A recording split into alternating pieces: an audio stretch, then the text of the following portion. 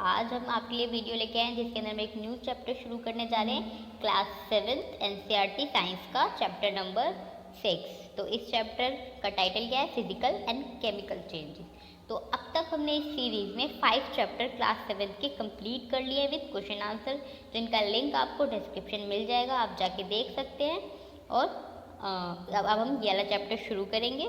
तो जैसे कि हमने क्लास 6 की भी सीरीज बना रखी है, उसके अंदर हमने डाल के, तो वहाँ पे हमने एक चैप्टर पढ़ा था चेंजेस अराउंड अस। तो चेंजेस अराउंड अस में भी हमने चेंजेस की बात करी थी, तो वो क्लास 6 था। तो उसी चैप्टर का ये फर्दर डिटेल है आगे जाके कि और किस किस टाइप के चेंजेस होते हैं। वहाँ पे हमने मेजरली सिर्फ फिजिकल चेंजेस और क्लासिफिकेशन जो थी वो सिर्फ और सिर्फ रिवर्सिबल और नॉन रिवर्सिबल चेंजेस की बात की थी। तो अब हम यहाँ पे एक नई टर्म है केमिकल चेंजेस। तो सबसे पहले हम थोड़ा सा रिवाइज करेंगे चेंजेस के बारे में, फिजिकल चेंजेस का, और फिर उसके बाद डिटेल में हम केमिकल चेंजेस पढ़ेंगे। और इसका एक बेस्ट एग्जांपल जो हम इस चैप्टर में पढ़ने वाले हैं, रस्टिंग ऑफ आयरन, तो उसको हम डिटेल में इस चैप्टर में देखेंगे। और फिर उसके बाद हम क्वेश्चन आंसर भी डिस्कस करेंगे। तो ये वीडियो जो है इस चैप्टर की पार्ट 1 है। इसके बाद एक और वीडियो हम लेंगे जिसके अंदर क्वेश्चन आंसर्स भी एक्सप्लेन किए होंगे। तो आइए शुरू करते हैं फिजिकल एंड केमिकल चेंजेस। तो सबसे पहले अगर फिजिकल चेंजेस की हमने पढ़ी थी तो नॉर्मल था, उसमें हमने देखा था आटा गूंथते हैं, तो वो सारे क्या था फिजिकल, जो हम पानी डालते हैं हाथों से हम चेंज कर रहे हैं, कोई केमिकली हमने ट्रीटमेंट नहीं किया, तो हम फिजिकल चेंज किया। बट वो इरिवर्सिबल भी हो सकते हैं और रिवर्सिबल भी हो सकते हैं। तो वहाँ पे उसी की तरह यहाँ पे हम एक एग्जाम्पल ले सकते हैं। जैसे कि हमने एक स्क्वायर पेपर लिया और उसको हमने कट कर दिया। पहले हमने ऐसे स्क्वायर्स बनाए, फिर हमने इसको और फर्दर छोटे छोटे स्क्वायर्स में कट कर दिया। अब हमने इसको कट करके हम वापस एक बड़ा पेपर जो हमने स्टार्टिंग में लिया था उसको हम नहीं ज्वाइन करके ओरिजिनल पेपर नहीं बना सकते। तो ये क्या है? एक तरह का फिजिकल चेंज है। फिजिकल चेंज में भी अगर हम क्लासिफिकेशन के अकॉर्डिंग देखें तो कौन सा चेंज है ये? इरिवर्सिबल, जिसको हम रिवर्स भी नहीं कर सकते। तो ब्रॉडली अगर कोई भी चेंज देखा जाए तो वहाँ पे तो हमने रिवर्सिबल इरिवर्सिबल कह जाएगा, बट और भी क्लासिफिकेशन होती है। तो ये एक और क्लासिफिकेशन है ब्रॉडली, जिसे हम फिजिकल और केमिकल चेंजेस बोल सकते हैं। तो सबसे पहले फिजिकल चेंजेस की बात करेंगे। तो ये तो पहला चेंज था फिजिकल का।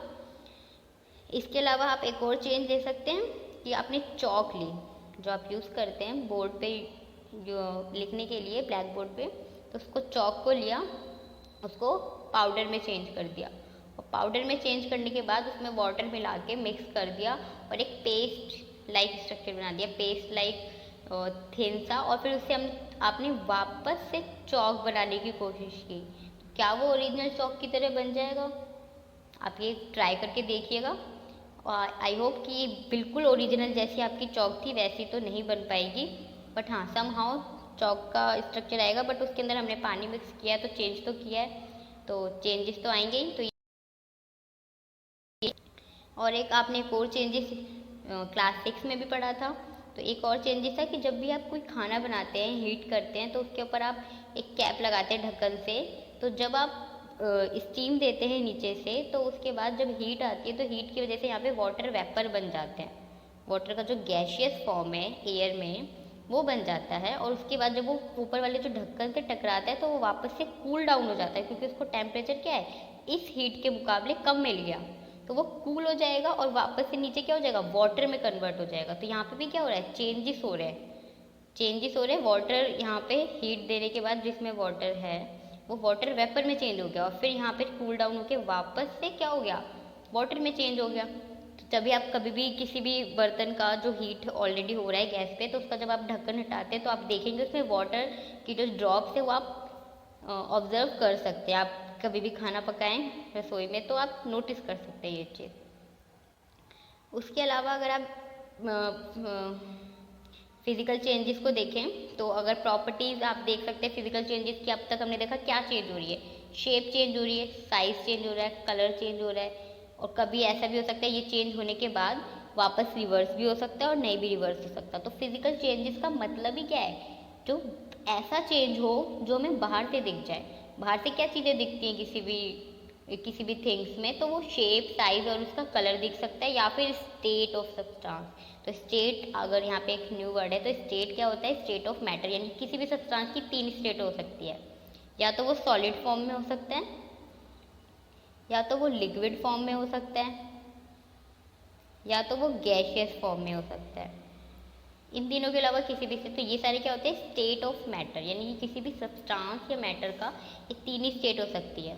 तो यही या तो फिजिकल चेंजेस में स्टेट ऑफ सब्सटेंस भी चेंज होता है। तो ये सारी प्रॉपर्टीज़ है फिजिकल चेंजेस की, फिजिकल प्रॉपर्टीज़, क्योंकि फिजिकल चेंज है मतलब जो हमें फिजिकली बाहर से दिखेगा।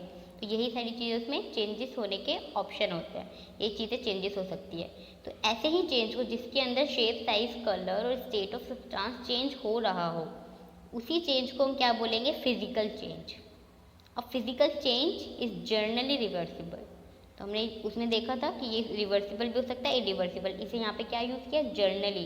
तो generally most of physical change जो होते हैं वो रिवर्सिबल होते हैं, बट कुछ चेंज जो होते हैं वो इरिवर्सिबल भी होते हैं।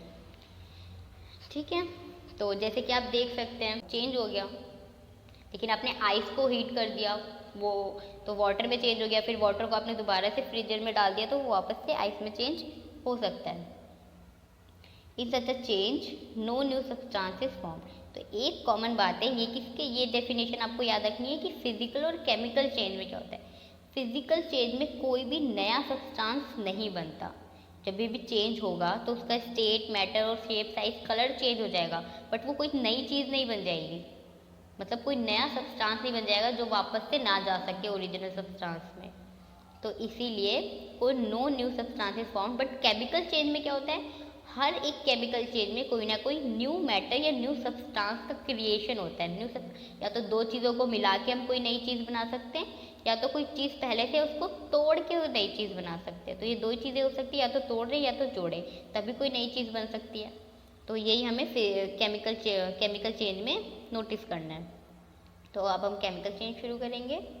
तो केमिकल चेंज में यहाँ पे जो हम एग्जाम्पल लेने वाले हैं वो है रस्ट ऑफ आयरन। तो अब अगर आप किसी भी आयरन ले, अब रस्टिंग ऑफ आयरन नाम से पता चल रहा है कि आयरन में रस्टिंग हो रही है। आयरन मतलब लोहा, रस्टिंग मतलब, अब हिंदी में तो इसे जंग लगना कहते हैं, बट जंग लगना मतलब क्या होता है, क्या है इसके अंदर, वो हम यहाँ पे देखेंगे। ये एक टाइप का केमिकल चेंज है जो कि आयरन में होता है। अब आप इसको ले सकते हैं एक एक्टिविटी के तौर पे, आप करके देख सकते हैं अपने घर में कि आप कोई भी छोटा सा पीस ले आयरन का, और फिर आयरन को रख दें खुले में जहाँ पे एयर उसको मिल सके। तो खुले में रख देंगे तो वहाँ पे क्या होगा, एक उस आयरन पे काफ़ी दिन के लिए रख देंगे तो उस आयरन पे एक लेयर जम जाएगी, एक लेयर बन जाएगी जो कि ब्राउनिश कलर की हो जाएगी, ब्राउनिश कलर की होगी। और ये जो सब्सटेंस जो जमता है उस पर, जो बन जाता है आयरन के ऊपर एक परत के फॉर्म में, उसे हम क्या कहते हैं, रस्ट। और इस बनने की प्रोसेस की, रस्ट को बनने की प्रोसेस को हम क्या कहते हैं, रस्टिंग। और ओवरऑल हम कह सकते हैं रस्टिंग ऑफ आयरन, क्योंकि रस्टिंग का जो प्रोसेस है मोस्टली आयरन मेटल में ही होता है। ठीक है, तो रस्टिंग ऑफ आयरन जो है आयरन में होता है जिसके अंदर एक न्यू सब्सटेंस क्रिएट होता है। अब आपने यहाँ पे देखा रस्ट बन रहा है, तो ये नहीं है कि वो आयरन ही है, उसको हटा दो तो आयरन हो जाएगा। तो आयरन का ही क्या हो गया, थिकनेस कम हो गया। आयरन का कुछ पार्ट था ऊपर जो खुले में रखने की वजह से, खुले में सबसे ज़्यादा क्या है, एयर होती है, हवा होती है, तो हवा से उसने केमिकली रिएक्ट कर लिया और कुछ नई चीज़ बना दी जिसे हम क्या कह रहे हैं, रस्ट कह रहे हैं। तो ऑब्वियसली रस्ट जो है वो आयरन नहीं है। तो आप कंफ्यूज मत कीजिएगा कि जंग लगना जो है वो भी लोहा ही होता है, वो लोहा नहीं होता। तो आपको यहाँ पे डायग्राम में दिख रहा है कि ये आयरन है, इसके ऊपर ये देखिए वाइट वाइट, और ये जो ये है ये पूरा का पूरा जंग लगा हुआ है। इस सारे मटेरियल में जो लोहा है काफ़ी दिन से पड़ा हुआ खुले में, इन सब पे रस्टिंग हो रखी है। तो रस्टिंग, अब यहाँ पे वही जो मैंने इंपॉर्टेंट पॉइंट बताया, रस्ट इज़ नॉट आयरन। तो जो रस्ट वहाँ पे फिल्म बन रही है वो आयरन नहीं है, वहाँ पे कुछ केमिकली चेंज हो रहा है। तो वहाँ पे एक रिएक्शन हो रही है एक तरह से। केमिकल रिएक्शन में क्या होता है, जो दो चीज़ें मिलती हैं और कुछ नया बनाती है, या फिर कोई चीज़ टूट के कुछ और जिससे वो बनी थी वो चीज़ बनेगी। तो रस्ट बन रहा है यहाँ पे। तो यहाँ पे क्या है, एक तरह से दो चीज़ें मिल के कोई नई चीज़ बना रही है, क्योंकि एक तो इसमें एयर इन्वॉल्व है, क्योंकि खुले में रखने से ही रस्ट बन रही है। तो एक तो एयर होगी और दूसरा क्या होगा, जो हमारा आयरन है उसी के अंदर का कोई पार्ट होगा जो केमिकली एयर से रिएक्ट करके रस्ट बना रहा है, जंग, जिसे हम रस्ट को कह सकते हैं, जंग बोल सकते हैं। तो it is a different form of iron which get deposited. तो ये आयरन का डिफरेंट फॉर्म होता है, आयरन नहीं होता, जो आयरन के ऊपर एक इकट्ठा हो जाता है, इकट्ठा हो जाता है एक लेयर की फॉर्म में। ठीक है, तो इसके बाद हम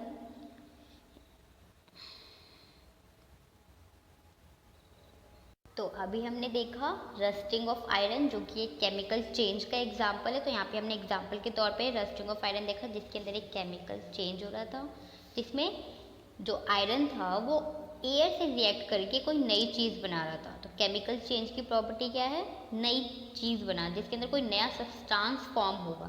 तो यहाँ पे हम एक और एग्जाम्पल लेके देखते हैं, अच्छे से समझ में आ जाएगा।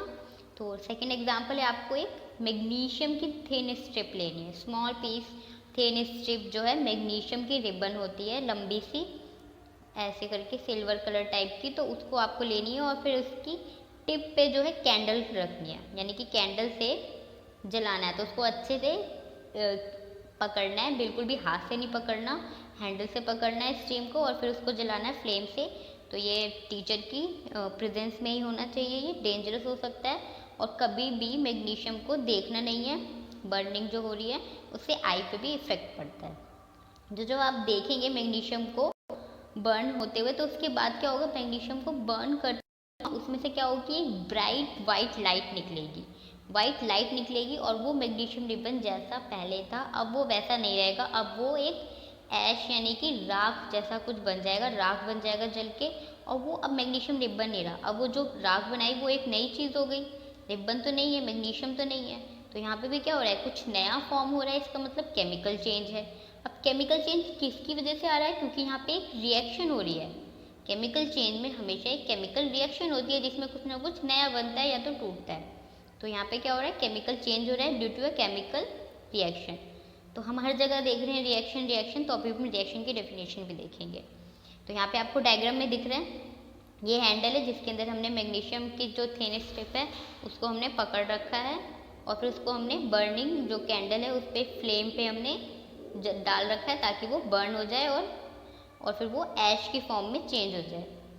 तो एक थिन जो है मैग्नीशियम की रिबन लेनी है, उसको कम्प्लीटली बर्न करना है, और कम्प्लीटली बर्न करने के बाद वो सिर्फ एक पाउडर जैसा ऐश यानी कि राख बचेगा।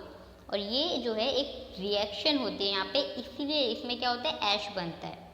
मैग्नीशियम जो हमने लिया और ऑक्सीजन, तो ऑक्सीजन कहाँ से आ रही है, यहाँ पे जो ऑक्सीजन है ये एयर से आ रही है, और एयर में फ्लेम भी है, तो हीट करना है और ऑक्सीजन भी देना है, दोनों साथ में देंगे तब ये रिएक्शन होगी। और बनेगा क्या प्रोडक्ट में, नया मैग्नीशियम ऑक्साइड। मैग्नीशियम और ऑक्सीजन जुड़ के यहाँ पे मैग्नीशियम ऑक्साइड बताएंगे, जो कि हमारी राख है ना, राख को जो उसका जो केमिकल है उसको हम क्या कहेंगे, मैग्नीशियम ऑक्साइड। तो ये एक नई चीज़ बन रही है इस केमिकल रिएक्शन के थ्रू, तो ये क्या हो गया, केमिकल चेंज हो गया। तो जब हम इस ऐश को लेंगे, अब हमारा पहला प्रोडक्ट बन गया ऐश जो कि नया था। अब जब हम इस ऐश को लेंगे और वाटर में मिक्स कर देंगे, तो फिर ये ऐश जो है यानी कि जो राख है वो राख भी नहीं रहेगी, वो एक और नई चीज़ बना देगी, न्यू सब्सटेंस का फॉर्मेशन होगी, और यहाँ पे फर्दर एक और न्यू केमिकल रिएक्शन हो जाएगी। तो यहाँ पे वाटर से रिएक्ट करेगी, अब ना वाटर है वो और ना ही मैग्नीशियम है, ना ही वो जो राख बनी थी राख है। तो मैग्नीशियम ऑक्साइड जो हमारा पहली रिएक्शन बना था उसने अब वाटर से रिएक्ट कर लिया है और एक केमिकल रिएक्शन करी, और अब क्या बना दिया उसने, मैग्नीशियम हाइड्रोक्साइड। तो ये एक और न्यू केमिकल कंपाउंड बन गया, या फिर आप कह सकते हैं न्यू सब्सटेंस बन गया, जो कि एक केमिकल चेंज की वजह से बना है, क्योंकि न्यू बन रहा है तो उसको हम केमिकल चेंज बोलेंगे। और एक केमिकल रिएक्शन हो रही है, हर एक केमिकल चेंज में एक केमिकल रिएक्शन होती है जिसकी वजह से कुछ ना कुछ नया बनता है। अब आपको पता है ये जो हमारा फाइनल प्रोडक्ट बना है मैग्नीशियम हाइड्रोक्साइड, ये एक बेस है, जो कि हमने इसके प्रीवियस चैप्टर में एसिड बेसिस एंड सॉल्ट पढ़ा था, उसके अंदर हमने देखा था मैग्नीशियम हाइड्रोक्साइड का काम जो था वो एज अ बेस काम कर रहा था एसिड को ख़त्म करने के लिए। तो आप उस चैप्टर की वीडियो भी देख सकते हैं, चैप्टर 5 की, डिस्क्रिप्शन में आपको लिंक मिल जाएगा। तो अब हम नेक्स्ट एक्टिविटी एक और देखते हैं। तो ये भी क्या है, एक एग्जाम्पल है केमिकल चेंज का, तो हम एक और एग्जाम्पल लेके देखते हैं ताकि आपको और अच्छे से समझ में आ जाए। तो इसमें आपको क्या करना है, एक बीकर लेना है और उसके अंदर कौन सा सोल्यूशन लेना है, हमें कॉपर सल्फेट का। कॉपर सल्फेट एक्चुअली यहाँ पे जो है वो सोल्यूशन की फॉर्म में हमें बनाना है, क्योंकि हमें पानी में मिक्स करना है, मे बी ये सॉलिड फॉर्म में रहता है आपके लैब में, इसे हम ब्लू विट्रॉल और नीला तो थोड़ा भी कहते हैं, थोथा भी कहते हैं, थोथा तो ब्लू विट्रॉल भी कहते हैं। तो इसको अपन लेना है और वाटर में मिला देना है, हाफ कप ऑफ वाटर में, और फिर आपको एक सोल्यूशन बन जाएगा जिसे हम कॉपर सल्फेट बोलते हैं। कॉपर सल्फेट जो होता है वो सॉलिड फॉर्म में होता है। अब इस बीकर में आपको क्या करना है, अब इसका कलर ऑब्जर्व करना है। सबसे पहले यह भी कैसा कलर का है, ब्लू कलर का है। अब इसके अंदर कुछ ड्रॉप्स डालने हैं सल्फ्यूरिक एसिड के। सल्फ्यूरिक एसिड भी एक केमिकल कंपाउंड है, तो ये सब आप आगे फर्दर क्लासेस में डिटेल में जानेंगे। अभी आपको सिर्फ ये देखना है कि कौन कौन सी चीज़ें कैसे मिलके एक न्यू सब्सटेंस बना रही है, आपको सिर्फ इतना याद रखना है। तो जैसे आप सल्फ्यूरिक एसिड डालेंगे और इसके अंदर फिर एक आयरन ब्लेड डालेंगे, तो आप इसका कलर क्या देखेंगे, चेंज हो जाएगा। ब्लू से कैसा हो गया, ग्रीन हो गया। तो ग्रीन क्यों हुआ, कलर चेंज हुआ है, लेकिन अब इसको हम वापस ब्लू कलर में नहीं चेंज कर सकते। तो ये भी यहाँ पे क्या हो रहा है, एक केमिकल रिएक्शन हो रही है। और केमिकल रिएक्शन हो रही है इसका मतलब क्या हो रहा है, केमिकल चेंज हो रहा है। और केमिकल ऐसा नहीं है कि कलर चेंज हो रहा है तो कलर चेंज होना फिजिकल प्रॉपर्टी है, तो हम इसे फिजिकल चेंज नहीं बोल सकते। एक्चुअली में यहाँ पे कलर तो चेंज हो रहा है, बट ये अब कॉपर सल्फेट रहा ही नहीं, अब ये चेंज हो गया। अब ये क्या बन गया, अब ये आयरन सल्फेट बन गया। तो यहाँ पे एक न्यू प्रोडक्ट बन रहा है, एक न्यू सब्सटेंस बन रहा है, इसीलिए हम इसे केमिकल चेंज बोल रहे हैं। आप कंफ्यूज कर सकते हैं कि यहाँ पे सिर्फ कलर चेंज हो रहा है, और कलर चेंज हमने फिजिकल प्रॉपर्टीज देखी थी, फिजिकल चेंज की। तो ऐसा नहीं है, यहाँ पे कलर चेंज होने के अलावा ये अब कॉपर सल्फेट नहीं रहा, अब ये आयरन सल्फेट बन गया है ग्रीन कलर का, क्योंकि इसने इस ब्लेड में जो आयरन था उससे एक केमिकल रिएक्शन कर लिया और कुछ न्यू सब्सटेंस बना दिया। अब वो कॉपर सल्फेट नहीं रहा और वापस रिवर्स नहीं कर सकता है। जनरली केमिकल चेंज जो होते हैं वो इरिवर्सिबल होते हैं, बट कुछ हम वापस दूसरी केमिकल रिएक्शन करा के भी करा सकते हैं रिवर्सिबल। तो ये जो केमिकल चेंज है हमारा, तो इसमें क्या हो रहा है, ब्लू से ग्रीन कलर हो गया due to formation of iron sulphate बन गया, जो कि एक न्यू सब्सटेंस है। और ये न्यू सब्सटेंस जो है आयरन नेल पे भी इकट्ठा हो गया। अब आयरन नेल क्या हो रहा है, अब आयरन नेल में क्या हो रहा है, अब अगर ये कॉपर सल्फेट से आयरन सल्फेट बन गया तो कुछ ना कुछ इस ब्लेड पे भी फर्क पड़ा होगा, क्योंकि रिएक्शन तो इन दोनों के बीच में हुई है।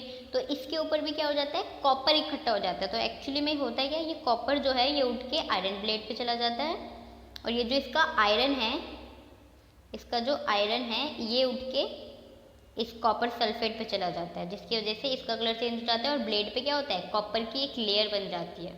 ठीक है, तो यहाँ पे आप केमिकल रिएक्शन के थ्रू देख सकते हैं। इसमें जो केमिकल रिएक्शन हो रही है, कॉपर सल्फेट जो कि ब्लू कलर का था और आयरन जो कि ब्लेड में था। तो ये कॉपर सल्फेट से क्या हो गया, ये कॉपर जो था ये डिपॉजिट हो गया आयरन पे कॉपर की फॉर्म में, और ये जो आयरन था ये इसकी जगह इसने रिप्लेस कर दी और आयरन सल्फेट बना दिया। ठीक है, तो ये डिपॉजिट हो गया और इसने इस पर रिप्लेस करके इसका कलर जो है वो चेंज कर दिया, ग्रीन कलर में हो गया। ठीक है, तो यह एक और एग्जांपल था केमिकल चेंज का। आई होप कि आपको अच्छे से समझ में आ गया होगा। स्टिल नहीं समझ में आया तो हमारे पास एक और एक्टिविटी है, तो इसके अंदर भी हमें केमिकल चेंज की बात करेंगे। तो यहाँ पे आपको क्या करना है, 1 टीस्पून फुल विनेगर लेना है, यानी कि सिरप टेस्ट ट्यूब में लेना है। फिर उसमें एक पिंच ऑफ आपको क्या डालना है, बेकिंग। विनेगर लेने के बाद टेस्ट ट्यूब में उसमें पिंच ऑफ बेकिंग सोडा डालना है। You would hear A hissing sound, तो जैसे ही आप डालेंगे तो एक आपको सी करके आवाज़ आएगी। इससे क्या होता है, बबल्स बनते हैं, केमिकल रिएक्शन होती है और गैस निकलती है उसकी। तो ये आप जनरली उसमें भी देख सकते हैं, कभी भी आप न्यू कैंपा कोला की बॉटल खोले तो उसमें भी आवाज़ आती है, वो तो गैस बनती है, वो उसमें तो ऑलरेडी होती है, वो जब हम बॉटल खोलते हैं तो वो रिलीज़ हो जाती है।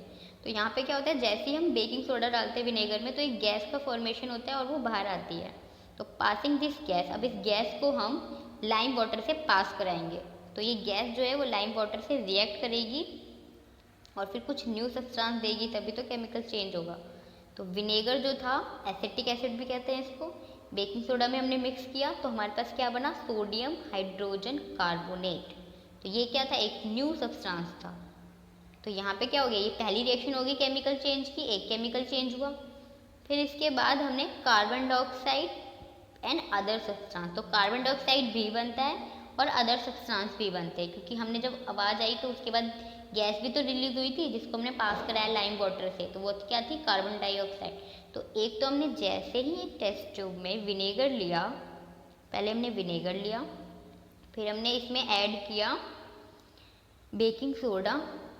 तो जैसे ही हमने बेकिंग सोडा किया तो यहाँ पे एक केमिकल चेंज हो गया, कि केमिकल रिएक्शन होगी जिसके अंदर इसे ऐड करते हैं, क्या बना, सोडियम हाइड्रोजन कार्बोनेट। अब इसके साथ एक और चीज़ बनी, CO2 कार्बन डाइऑक्साइड गैस, जो यहाँ से रिलीज हो गई, और वो रिलीज होके हमने इसको कहाँ पे पास कराया, इसके ऊपर लाइम वाटर पे।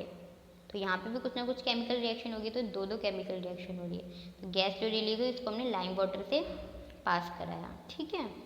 तो जो अब यहाँ पे देखते हैं लाइम वाटर से पास कराने के बाद क्या हुआ, CO2 जो थी, जो हमारी फर्स्ट रिएक्शन में रिलीज हुई, उसको हमने लाइम वाटर से पास कराया, तो क्या बना हमारे पास, कैल्शियम कार्बोनेट। तो सारी रिएक्शन जो है आप याद कर सकते हैं अच्छे से, कैल्शियम कार्बोनेट बना और वाटर बना। तो यहाँ पे दूसरी केमिकल रिएक्शन हुई उसी में, लाइम वाटर और कार्बन डाइऑक्साइड की।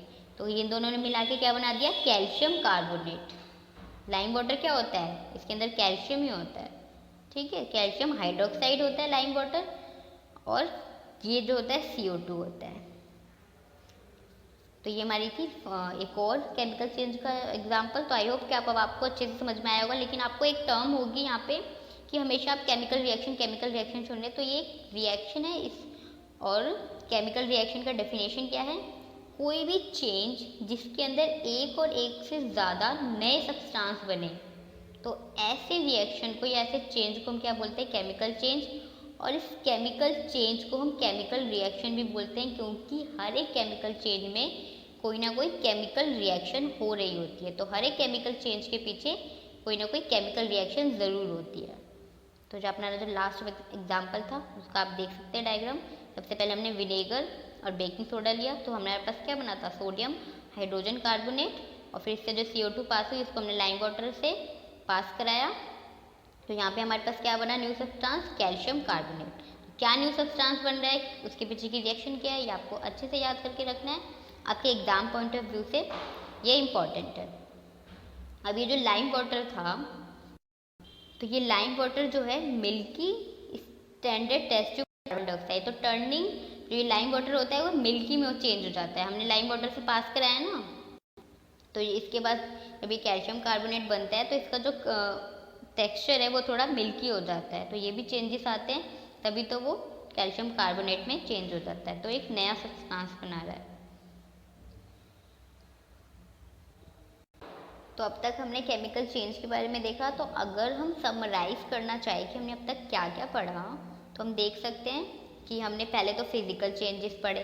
फिजिकल चेंजेस में हमने थोड़े से एग्जांपल्स देखे जो इसको हम रिवर्स कर सकते हैं। तो मोस्टली फिजिकल चेंजेस जो होते हैं रिवर्सिबल होते हैं। इनकी प्रॉपर्टीज़ होती है कि साइज, कलर और स्टेट ऑफ जो सब्सटेंस होता है वही चेंज होता है इनके अंदर। उसके बाद हमने केमिकल चेंज देखा। केमिकल चेंज में हमने सबसे पहले इन दोनों में मेजर डिफरेंस क्या देखा कि फिजिकल चेंज में कोई भी न्यू सब्सटेंस नहीं बनता, बट केमिकल चेंज में हमेशा कोई ना कोई न्यू सब्सटेंस बनता है। और उस न्यू सब्सटेंस बनने के पीछे क्या होता है, एक ना एक केमिकल रिएक्शन होती है। उसी के थ्रू क्या हो रहा है, एक न्यू सब्सटेंस जो है वो बन रहा है।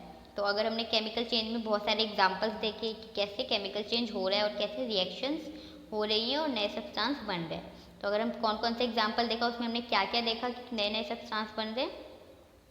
तो हमने अभी तो ये देखा कि लाइम वाटर बन रहा है, कैल्शियम हाइड्रोजन कार्बोनेट बना।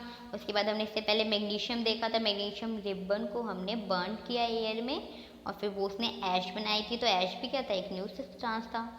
Produce iron sulphate and copper. तो जब हमने कॉपर सल्फेट को आयरन से रिएक्ट कराया था तब भी एक न्यू सब्सटेंस बन रहा था जो कि सल्फेट और कॉपर था। तो ये सारे न्यू सब्सटेंस बन रहे थे। फिर baking soda, vinegar and baking soda को भी हमने एक एक्टिविटी में रिएक्ट किया, तो इससे भी एक न्यू सब्सटेंस बन रहे थे, कार्बन डाइऑक्साइड। तो ये हमने यहाँ पे देखा, लास्ट हमारी एक्टिविटी थी। तो इसके बाद हमने फिर केमिकल रिएक्शन की फाइनल डेफिनेशन देखी जो आपको अच्छे से याद करनी है, आपके एग्जाम के लिए इम्पॉर्टेंट है।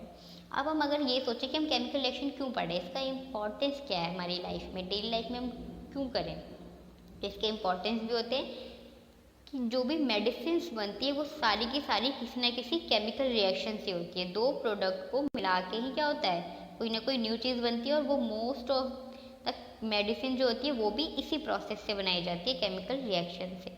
तो यूज़फुल मटेरियल्स भी बनते हैं, जैसे कि प्लास्टिक्स बनते हैं, डिटर्जेंट्स बनते हैं। तो ये सारी की सारी चीज़ें जो होती है किसी न किसी दो चीज़ों को मिला के यानी कि केमिकल रिएक्शन से बनती है। और सारी की सारी जो न्यू सब्सटेंस होते हैं वो हमेशा किसी न किसी केमिकल, जैसे तो हमारे पास दो सब्सटेंस है हमेशा दो ही रहेंगे। कुछ नया करना है तो हमें क्या करना पड़ेगा, एक्सपेरिमेंट करने पड़ेंगे। तो एक्सपेरिमेंट के लिए हमें कुछ नया बनाना है, तो हमने क्या किया, जो हमारे पास दो चीज़ें थी उसको हमने मिक्स कर दिया। तो कुछ नया जनरेट हो भी सकता है और नहीं भी हो सकता। तो हम जहाँ पे होता है उसी हम क्या कहते हैं, केमिकल रिएक्शन। केमिकल चेंज की वजह से। अब अगर हम ये देखें कि केमिकल रिएक्शन एग्जैक्टली होता है क्या, उसके लिए क्या क्या चीज़ें चाहिए होती है। चीज़ें इंपॉर्टेंट होती है। सबसे पहले क्या होता है, हीट। कि कभी भी केमिकल चेंज करना है तो उसे हीट देना पड़ेगा, या तो लाइट या तो रेडिएशन, कुछ ना कुछ ऐसा जिससे उसके जो कोई भी सब्सटेंस जो हमने लिया है उसके एटम्स यानी कि छोटी छोटी जो जिस पार्टिकल से वो बना है वो अलग हो, वो टूटे, अपनी प्लेस से हटे। जब पहले की चीज़ें टूटेंगी तभी तो कुछ नया बनेगा। तो उसके लिए हमें हीट, लाइट या फिर कोई रेडिएशन चाहिए, जैसे कि अल्ट्रावायलेट, ये सारी चीज़ें चाहिए होती है। और साउंड में भी produce, most of the chemical reaction में क्या होता है, साउंड भी प्रोड्यूस होता है। कुछ भी ना कुछ ब्लास्ट तो नहीं कह सकते, बट कुछ ना कुछ साउंड प्रोड्यूस होता है। जैसे कि हमने देखा था हिसिंग साउंड हुआ था विनेगर में जब हमने बेकिंग सोडा डाला था। तो a change in smell, smell में most of the chemical reaction में स्मेल चेंज होता है, क्योंकि हमने जो पहले सब्सटेंस लिया है उसकी स्मेल अलग होगी, अलग टेक्सचर होगा। फिर जो रिएक्शन के बाद जो न्यू प्रोडक्ट बना है उसकी स्मेल अलग होगी, कुछ नया बना है, तो स्मेल में भी चेंज आता है केमिकल रिएक्शन के बाद। अब कलर चेंज मे टेक्स प्लेस, कलर चेंज भी हो सकता है, तो ये तो फिजिकल चेंज में भी होता है, तो ये एक तरह से कॉमन हो गया फिजिकल और केमिकल चेंज में। और गैस तो generally most of the reaction में बन जाती है, जैसे CO2 या ऑक्सीजन रिलीज होती है। अब अगर हम देखें कि केमिकल चेंज के लिए कॉमन चीज़ें क्या है, सिर्फ और सिर्फ बर्निंग। कहीं पे भी अगर आपने देख लिया कि बर्निंग हो रही है, बर्निंग ऑफ एनी सब्सटेंस एक केमिकल चेंज, क्योंकि बर्निंग से क्या होता है, जो भी सब्सटेंस है उसकी जो पार्टिकल्स है छोटी छोटी चीज़ें वो अलग हो जाती है, अपनी जगह से रिप्लेस हो जाती है, उसके बाद नई प्लेस पे जाती है तो नई चीज़ बना देती है। जब भी आप बर्निंग देखें कहीं पे भी तो इसका मतलब वहाँ पे केमिकल चेंज हो रहा है। Burning always accompanied by production of heat, और बर्निंग हमेशा तभी होगी जब हम हीट प्रोवाइड करेंगे किसी भी सब्सटेंस को। ये तो आपको पता ही होगा। अगर हम डेली लाइफ में इसके एग्जांपल देखें, ये तो हमने केमिकल रिएक्शन देखी जो हम लैब में परफॉर्म करते हैं, sodium hydrogen carbonate, vinegar, baking soda. अगर हम डेली लाइफ में देखें तो एक्सप्लोजन ऑफ फायरवर्क, जब आप पटाखे छोड़ते हैं तो उसके अंदर भी केमिकल चेंज होता है। जब हम आप पटाखे रखते हो उसको आप माचिस से क्या देते हो, जलाते हो तो हीट देते हो, और हीट देते ही क्या हो जाता है, एक्सप्लोजन हो जाता है, तो साउंड प्रोड्यूस होता है वहाँ पे। अब वो पटाखा वैसा नहीं रहता, वो तो फूट जाता है, तो क्या हो गया, केमिकल चेंज हो गया, उसको वापस से आप पटाखे में नहीं चेंज कर सकते। और जब आपका खाना रखे रखे ख़राब हो जाता है तो वो भी क्या होता है, वो भी एक केमिकल चेंज होता है, क्योंकि वो एयर में जो ऑक्सीजन है हवा से रिएक्ट कर लेता है, केमिकल रिएक्शन कर लेता है, और वो खाना ख़राब हो जाता है, वो कुछ और किसी और चीज़ में चेंज हो जाता है, उसके अंदर बैक्टीरिया ग्रोथ हो जाती है और उसका स्मेल भी चेंज होता है। तो यहाँ पे आप देख सकते हैं कि केमिकल रिएक्शन में स्मेल चेंज होता है, केमिकल रिएक्शन में साउंड प्रोड्यूस होता है। स्लाइस ऑफ एप्पल, अब अगर एप्पल देखे आप काटे आपने रख दिया तो वो भी ऑक्सीजन से रिएक्ट कर लेता है, तो यहाँ पे आप देख सकते हैं कि केमिकल रिएक्शन में क्या होता है, उसका कलर भी चेंज होता है। एप्पल को आप रख दिया तो वो ब्राउनिश कलर हो जाता है ना, तो वो कलर भी चेंज होता है। तो एक तरह से हमने समरी कर ली कि हमने चैप्टर में क्या क्या पढ़ा आज। ये पार्ट 1 थी हमारी इस चैप्टर की। तो वीडियो जो है वो बहुत लंबी हो गई है, अब हम रिमेनिंग पार्ट जो है वो पार्ट 2 में बनाएंगे, और उसके साथ हम क्वेश्चन आंसर भी करेंगे। तो हम क्या करेंगे, रस्टिंग ऑफ आयरन, और फिर क्रिस्टलाइजेशन, और फिर उसके बाद क्वेश्चन आंसर।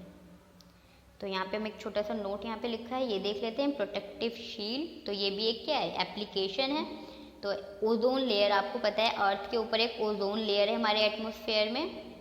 अर्थ तो वो क्या करती है, वो उसका भी काम होता है प्रोटेक्ट करना हमें हार्मफुल अल्ट्रा वायलेट रेज से। अल्ट्रा वायलेट रेज अब करती क्या है, वो अगर हमारी स्किन पे पड़े तो हमें कैंसर कॉज कर सकती है, स्किन कैंसर। तो सन से आती हैं, अब हमें स्किन पे ना पड़े इसलिए वो वहाँ पे एक ओजोन लेयर होती है। वो ओजोन लेयर बनती कैसे, वो भी एक केमिकल रिएक्शन के थ्रू बनती है। ओजोन एब्जॉर्ब करती है इन रेडिएशन को, ब्रेक डाउन टू ऑक्सीजन। तो ये सारी रेडिएशंस लेती है और उसको तोड़ देती है ऑक्सीजन में, और ऑक्सीजन जो होता है वो डिफरेंट फ्रॉम ओजोन। तो ओजोन जो होता है वो O3 होता है, और ऑक्सीजन जो होता है वो O2 होता है। तो O3 को O2 में चेंज कर देता है, उसी की एक लेयर बना देता है। ठीक है, तो ये भी एक केमिकल रिएक्शन का एग्जाम्पल है ओजोन का। तो यहाँ पे हमारा वीडियो कंप्लीट होता है। नेक्स्ट वीडियो में हम रिमेनिंग पार्ट करेंगे। अगर आपको वीडियो पसंद आई हो तो प्लीज़ हमारे चैनल को सब्सक्राइब कीजिए, और अपने फ्रेंड्स के साथ ज़्यादा से ज़्यादा शेयर कीजिए, ताकि उनको भी कुछ नया सीखने को मिल सके। ओके, थैंक यू, मिलते हैं नेक्स्ट वीडियो में, बाय बाय।